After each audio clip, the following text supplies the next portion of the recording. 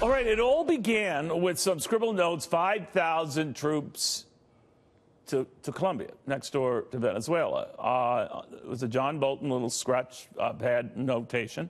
The president adding to that interview that, you know, our military intervention there isn't out of the question. To Brookings Institution Director of Foreign Policy Research, Michael O'Hanlon. Obviously, they're trying to send a message, I guess, Michael, that they are going to be forcing the issue one way or the other for Nicolas Maduro to step down. But he's not stepping down. And I'm just wondering where this is going. It's a great question. I, for one, do not take seriously the idea that 5,000 U.S. troops would be used to change regime in Venezuela. You know, Venezuela is about the same size as Iraq or Afghanistan in terms of population, 30 million. When we sent forces to overthrow Saddam Hussein, we used 150,000 or so. Even in Panama, back under George H.W. Bush in 1989, we sent 20,000 troops to replace Manuel Noriega. And so I think the idea of using 5,000 troops for any kind of meaningful impact inside of Venezuela is almost unthinkable. You could imagine an old-fashioned kind of commando raid or a coup, but that's so risky, and everything has to go right. And I don't see this Trump administration wanting to take that kind of a risk.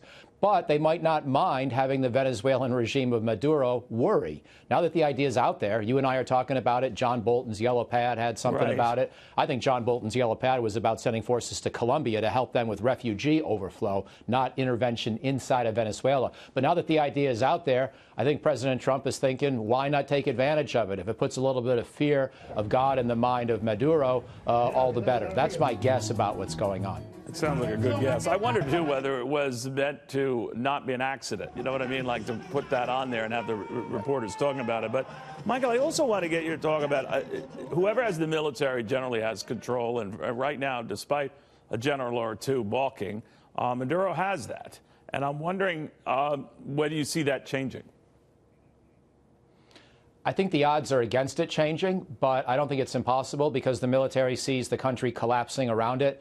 It knows this is not a sustainable course the country is on. You can't buy new equipment. You can't buy fuel for your vehicles if your economy is suffering hyperinflation and potentially complete collapse. And you certainly don't want to be used by the incumbent regime to suppress, potentially violently, suppress dissent and enter into what could become a civil war if things get even worse. So I'm guessing a lot of people in the military would welcome some kind of a graceful way out of this. The problem is that it's pretty hard to see what the graceful way would be, well, what about and they're not going to commit mutiny and put their own lives on the line. I'm sorry, my friend, but if Ferdinand Marcos were ship him off to Hawaii or something like that, and then the new leadership takes control in the Philippines or whatever, which country would take a Maduro?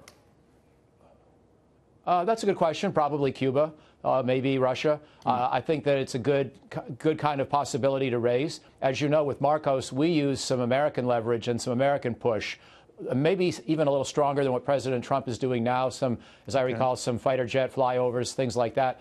But ultimately, it was possible to shame Marcos into exile, and not every dictator is going to be willing to take that gamble and leave also all of his cronies behind, even if he gets out himself. So that's why it's a high-risk game. I think the Trump administration is doing a pretty good job, but they don't control the outcome here. It's going to be Maduro and the generals who control the outcome. Michael O'Hanlon, thank you, my friend. Very, very good having you. My pleasure. Thank you.